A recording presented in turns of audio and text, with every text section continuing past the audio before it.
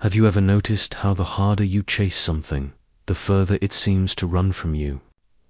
It's like life has this quiet irony. When you push too hard, things slip through your fingers.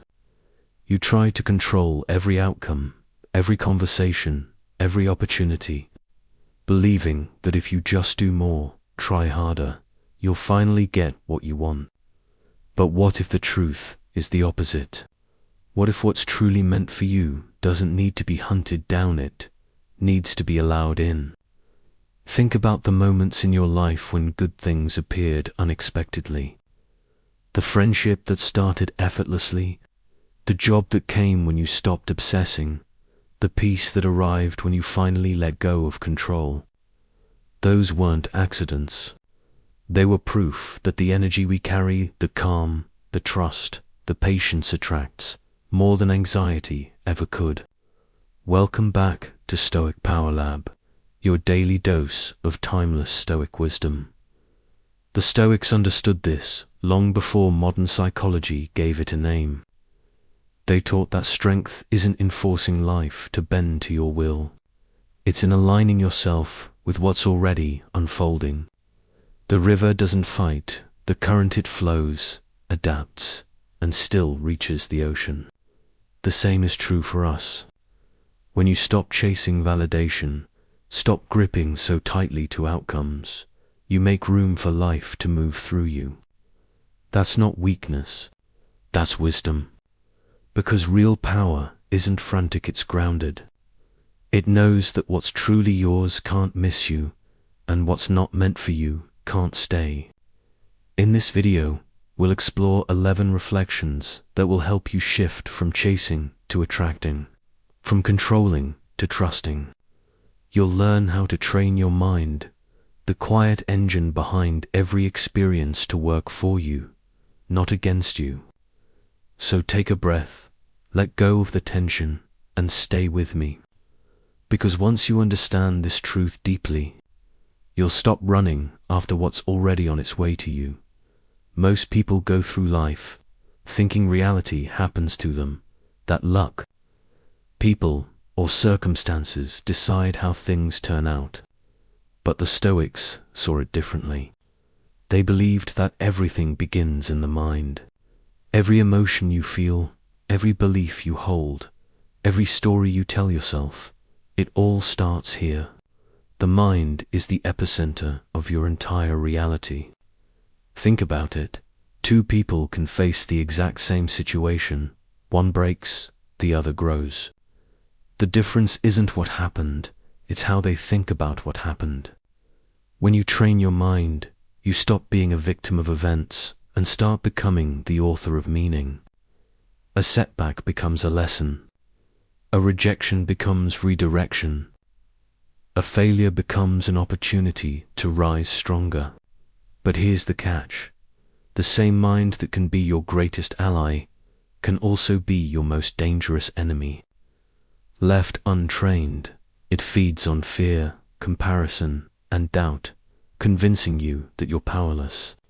Trained with awareness and discipline, it becomes your strongest defense against chaos. Marcus Aurelius once wrote, "The mind becomes what it thinks about." So ask yourself, what are you feeding yours every day? Anxiety, resentment, scarcity, or gratitude, focus, and calm? Because your thoughts are architects, constantly building the walls you live within. The moment you realize you can choose those thoughts, you reclaim power over your life. You stop reacting and you start responding. And that's the shift where everything changes, not outside of you, but within. Have you ever noticed how two people can face the same situation, yet walk away with completely different experiences? One sees disaster, the other sees a lesson. The difference isn't luck, it's perception. Life isn't just what happens to you, it's how you interpret what happens to you. The Stoics taught that you can't always control events, but you can always control the story you tell yourself about them. That story shapes your emotions, your actions, and eventually your destiny. When something goes wrong, a job loss, a betrayal, a failure, your mind rushes to label it as bad. But what if you paused and asked, what is this trying to teach me?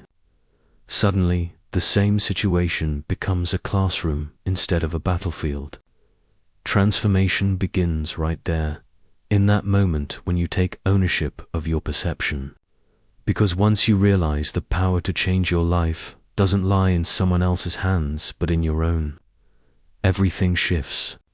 The traffic jam becomes time to reflect. The criticism becomes fuel to grow. The rejection becomes redirection. Every challenge, every obstacle, every delay, they all start serving you instead of breaking you. You are not powerless. You are not stuck. You are the narrator of your story. The world doesn't get to decide whether you rise or fall. Your interpretation does. So the next time life tests you, remember this. You can't control the waves, but you can control how you steer your ship. And once you learn to master that inner narrative, no storm can truly sink you.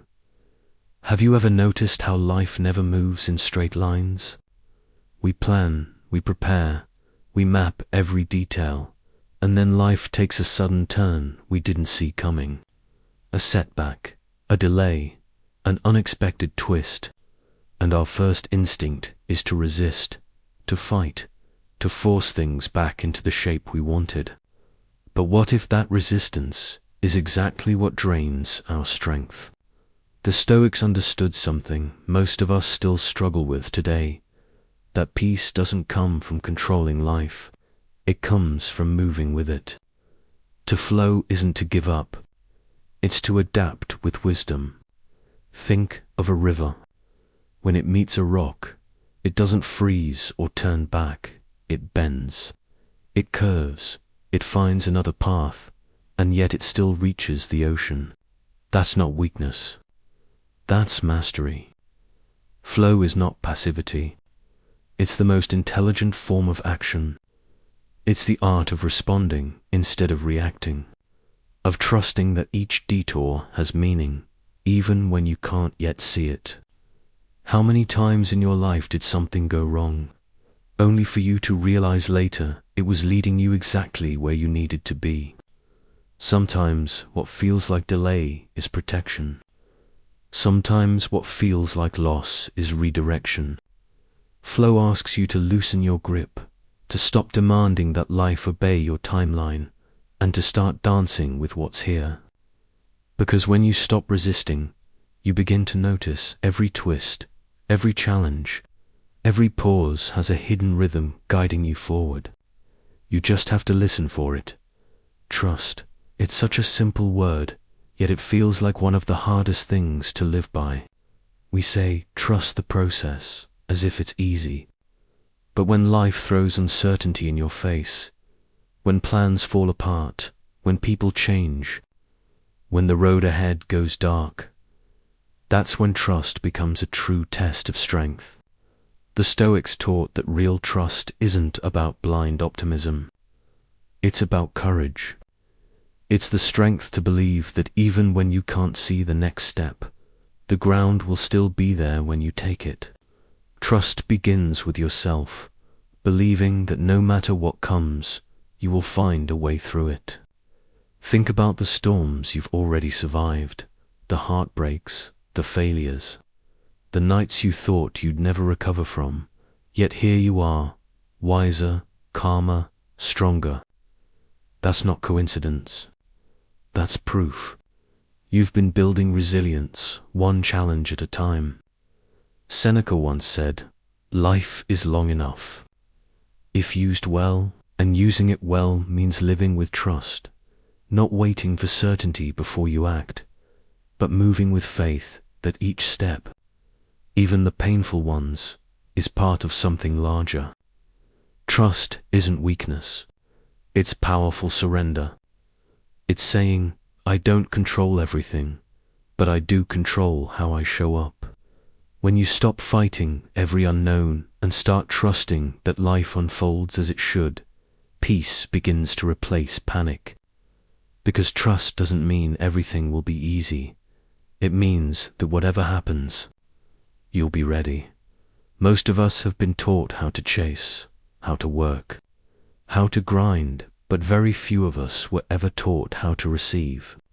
We know how to hustle for what we want, but when something good finally tries to reach us, love, peace, success, even rest, we tense up, question it, or quietly push it away. Somewhere deep down, we start believing we have to earn everything we get, that ease means laziness, that worthiness must be proven. But here's the truth. Sometimes the next step in your growth isn't doing more, it's allowing more. Receiving isn't passive. It's an act of courage. It's opening your hands instead of clenching your fists. It's saying, I am ready. I am worthy of good things. And that's not arrogance, it's alignment. Think about it. How many blessings have passed you by because you were too busy forcing what wasn't meant to be, or doubting what already wanted to find you? Life often gives before it takes. But to receive, you have to slow down long enough to notice. You have to silence the voice that says, you don't deserve this, and replace it with one that says, I am allowed to enjoy what I've worked for. The Stoics taught that peace comes from being in harmony with nature, and nature gives freely. The sun doesn't ask if you've earned its warmth. The river doesn't question if you deserve its water. So ask yourself, are you open to receiving? Are you flowing, trusting, and allowing the good that's already trying to reach you? Because sometimes the only thing standing between you and the life you want is your willingness to let it in. In a world that glorifies speed, urgency, and constant motion, calm can almost feel like rebellion. We're taught that success belongs to those who never stop moving, the early risers, the late grinders, the ones always chasing the next goal. But here's what the Stoics knew long before modern psychology caught up. True success doesn't come from frenzy. It comes from clarity, and clarity only lives in calm. Seneca once wrote, nothing is more important than the tranquility of the mind. Because when your mind is quiet, you stop reacting and you start responding. You see situations as they are, not as your emotions distort them to be. You stop rushing decisions out of fear and begin making them from wisdom. Calm doesn't slow you down, it sharpens you. It's what turns effort into precision, motion into meaning. Think about it. Have you ever noticed how the most composed person in the room usually holds the most power? It's not because they talk louder or move faster. It's because their energy communicates certainty. Calm is magnetic. It draws in people, ideas, and opportunities because it signals inner stability. And in a world addicted to chaos, stability is rare and valuable. When you act from calm, your choices carry intention instead of impulse. You become grounded, and that grounding allows success to find you naturally. So the next time you feel the pull to rush, to panic, to react, pause. Take a breath. Remember that calm isn't the absence of motion. It's mastery over it. The quieter your mind becomes, the louder your direction will speak. And in that stillness, you'll discover that success isn't something you chase. It's something you align with. Gratitude is one of those words we hear so often that it almost loses its meaning. But when you really understand it, you realize it's not just a polite gesture. It's a force, a frequency that can transform how you experience life. When you live in gratitude, you stop seeing life as something that happens to you, and start seeing it as something that happens for you. Marcus Aurelius said, nothing happens to you, everything happens for you. And that shift from victimhood to awareness changes everything. Neuroscience even backs this up. When you practice gratitude, your brain releases dopamine and serotonin, the very chemicals that make you feel grounded, joyful, and alive. Your state rises. Your energy shifts. And that shift is magnetic. It starts drawing in more things to be grateful for: opportunities, insights, people, calm. But here's the deeper secret. Gratitude isn't just about what's already happened. It's also about trusting the good that's on its way. It's about saying, I'm thankful not just for what I have, but for what's becoming. That mindset turns hope into fuel. It primes your mind to notice doors you once walked past, to see lessons where others see loss, to find meaning even in struggle. Try it. Think about something you deeply desire: a healed relationship, a new beginning, inner peace, and feel gratitude as if it's already real. That feeling tells your mind and the universe that you're ready. Gratitude doesn't ignore pain. It transforms it. It reminds you that even in hardship, something sacred is being shaped within you. The more you practice it, the more you realize you don't attract abundance by demanding it. You attract it by becoming someone who already recognizes it. Visualization is one of the most underestimated forms of power. We have not the kind that just lives in daydreams, but the kind that shapes reality itself. The Stoics, long before modern psychology, understood a truth we're only beginning to measure. The mind doesn't clearly distinguish between what's vividly imagined and what's physically experienced. When you visualize something with enough clarity and emotion, when you feel it as if it's already real, your brain begins to build the same neural and behavioral pathways as if it were happening right now. Marcus Aurelius wrote, "The outer world reflects the inner one." That means your reality will always mirror your dominant state of mind. If you constantly picture struggle, lack, and fear, your mind will unconsciously seek confirmation of it in the world around you. But if you picture peace, purpose, and success with genuine belief, if you embody it, you start drawing those conditions closer. This isn't wishful thinking. It's mental training. Athletes use it before a race, leaders before a decision, creators before a breakthrough. Visualization isn't about control, it's about alignment. It reminds your subconscious of what to focus on, what to recognize, what to build toward. So here's the practice. Close your eyes each morning and see your future vividly. Feel the calm, the confidence, the gratitude of already living it. Imagine the sounds, the textures, the people, the sensations. Because when you see it clearly and feel it deeply, your mind begins to say, "This is who I am." And once the mind accepts that identity, the body, the habits, and the circumstances start to follow, letting go to simple words that can feel like the hardest thing in the world to do. We hold on to people, plans, and outcomes because we believe our grip is what keeps us safe. But the truth is, the tighter we hold on, the more life slips through our fingers. Letting go isn't the same as giving up. It's the art of creating space for what's truly meant to stay. It's saying, I trust that what belongs to me won't need to be forced. The Stoics understood this deeply. Seneca once wrote, "Rushing breeds frustration. Go at your own pace." And that wisdom applies not just to time, but to attachment. When you rush to control outcomes, to fix people, to predict the future, to demand certainty, you invite frustration.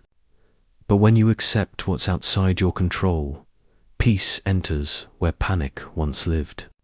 Think about it. How many times have you held on to something misaligned? A relationship, a job, a plan, out of fear of what might happen if you released it. Yet, every time you've been brave enough to let go, something better eventually filled the space.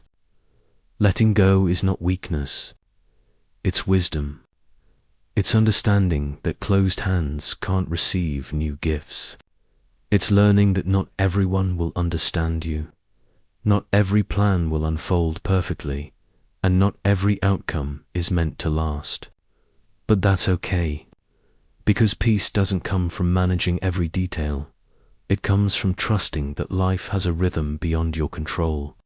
And once you align with that rhythm, you stop chasing, stop clinging, and start flowing. Letting go doesn't mean losing. It means making room for healing, for growth, for something far more aligned with who you're becoming. Time, it's the one thing we all share. Yet it's the one thing most of us fight against. We rush through our days, desperate to arrive somewhere, anywhere, that feels like success. But the Stoics would tell you, time is not your enemy, it's your greatest ally. Epictetus once wrote, "Don't waste time on what you can't control." And what he meant was this: stop trying to bend time to your will and start learning how to move in rhythm with it. Think about nature. A tree doesn't force itself to grow faster.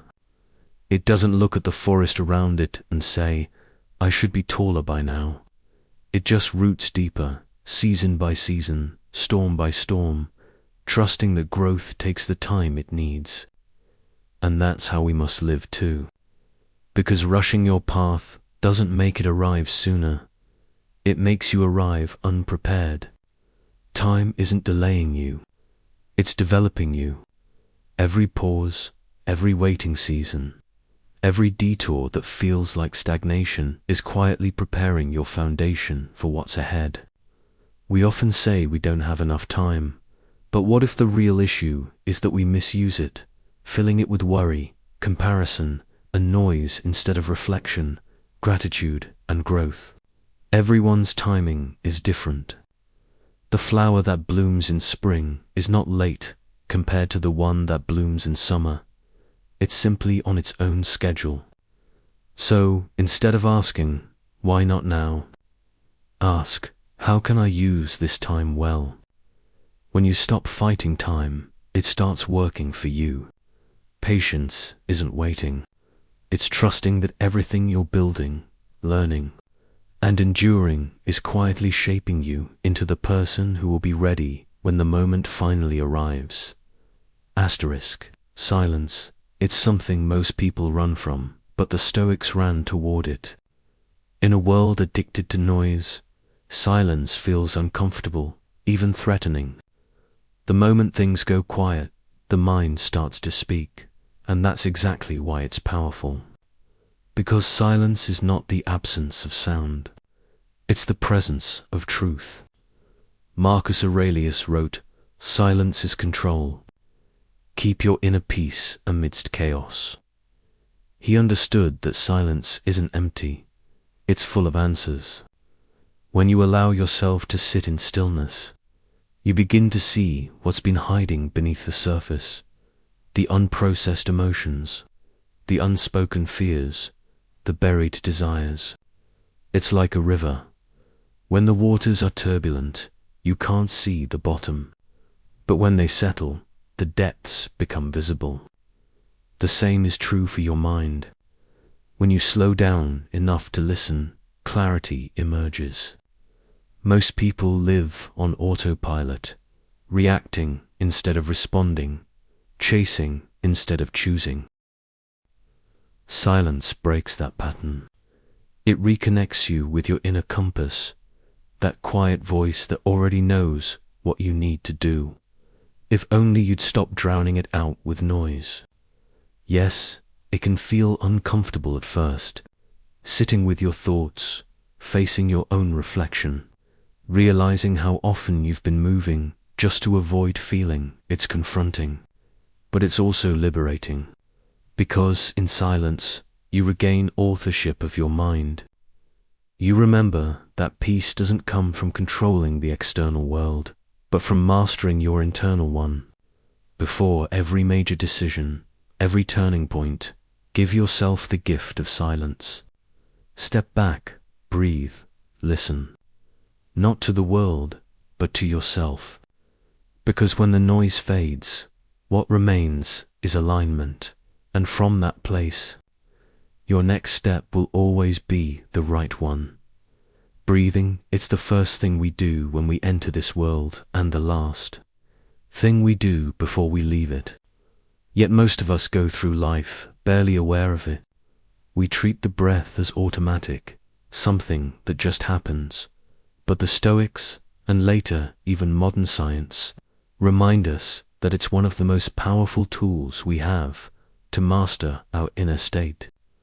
When your breath is shallow and fast, your body believes you're in danger. Your heart rate rises, your muscles tense, your thoughts scatter. But the moment you breathe with awareness, slow, deep, intentional, everything begins to change. Your body shifts from fight or flight to rest and restoration.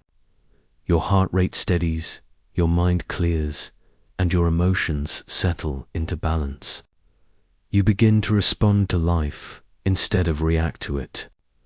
Zeno, the founder of Stoicism, said that peace comes from accepting life as it is, and breath is where that acceptance begins. Each inhale reminds you that you're alive. Each exhale teaches you to let go. Try this simple practice. Inhale deeply through your nose for 4 counts. Hold for 2, and exhale slowly through your mouth for 6. Feel your body soften. Notice where you've been holding tension, the jaw, the shoulders, the chest, and let it dissolve. This isn't just relaxation, it's reconnection. It's your body and mind realigning in the present moment. When you learn to control your breath, you learn to control your state. You realize that calm isn't something you chase, it's something you can create. Right here, right now, with every mindful breath. Because life will always bring storms, but as long as you can breathe with awareness, you carry a piece of peace wherever you go. Progress isn't about perfection, it's about alignment. The Stoics never measured success by wealth, status, or applause. They measured it by the strength of their inner world. True progress, they said, comes from living with virtue, wisdom to see clearly, courage to act rightly, justice to treat others fairly, and self-control to stay steady when life shakes you. These aren't just lofty ideals. They're daily practices. Every decision, every challenge, every small act of integrity becomes a chance to build character. The world teaches us to chase outcomes, to equate progress with visible results. But Stoicism reminds us that peace isn't a prize you win at the finish line. It's something you cultivate while running the race. You don't wait for life to calm down before practicing calm. You practice it in the storm. You don't wait for circumstances to be perfect. To act with integrity, you act rightly, especially when it's hard. That's how discipline becomes freedom. Because discipline isn't punishment. It's choosing your principles over your impulses, your growth over your comfort. When you focus on what's within your control, your effort, your attitude, your response, even failure becomes useful. Every obstacle becomes a lesson in disguise. Every delay an invitation to deepen patience.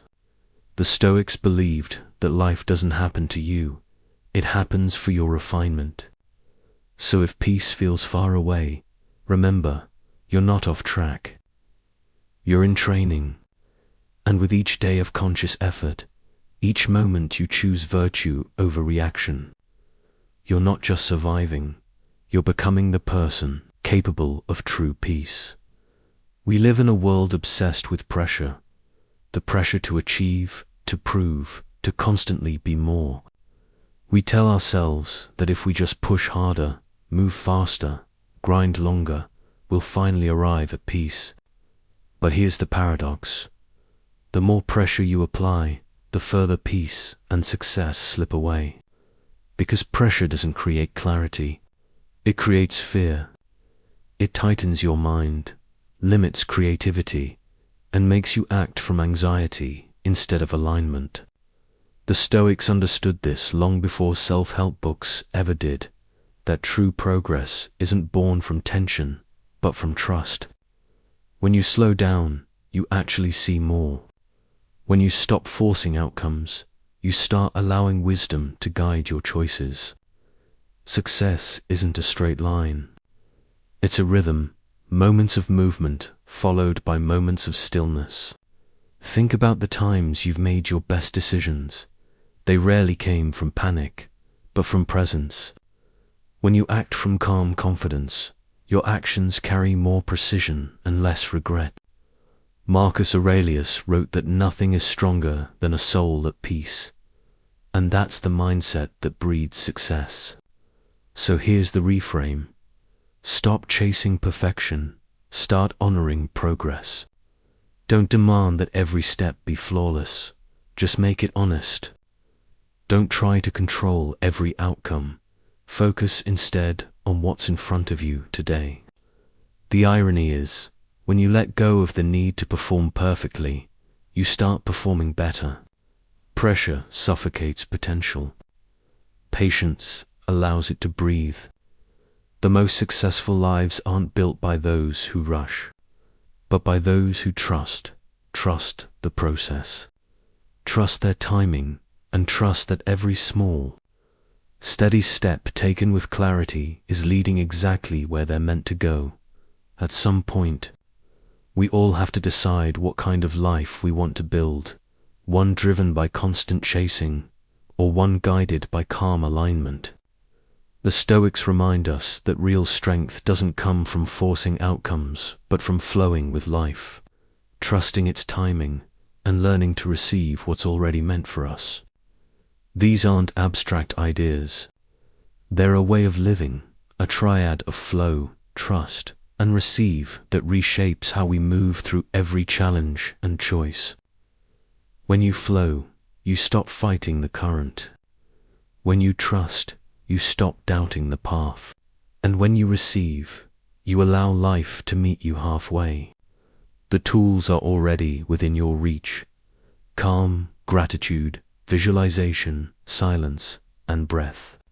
Each one brings you closer to alignment between what you think, what you feel, and what you do. Time is no longer something to outrun. It becomes your quiet partner, maturing your purpose and refining your patience. Letting go isn't loss, it's clearing space for what's real. Progress stops being a frantic race and becomes a disciplined rhythm rooted in peace. Because serenity and success were never opposites, they were always meant to coexist. So as you walk forward from this moment, carry this truth with you. You don't need to chase your future to reach it. You need only to align with it through steady practice, daily awareness, and unwavering presence. The Stoic journey isn't about escaping chaos. It's about mastering yourself within it. That's where you'll find what I call serene success, a life built not by pressure, but by peace, not by noise, but by clarity. And once you begin living this way, you'll realize the calm you were searching for was never out there. It was waiting for you, right here, all along. If this video helped you, let it echo, like, share, subscribe for more insights, and keep building your inner power.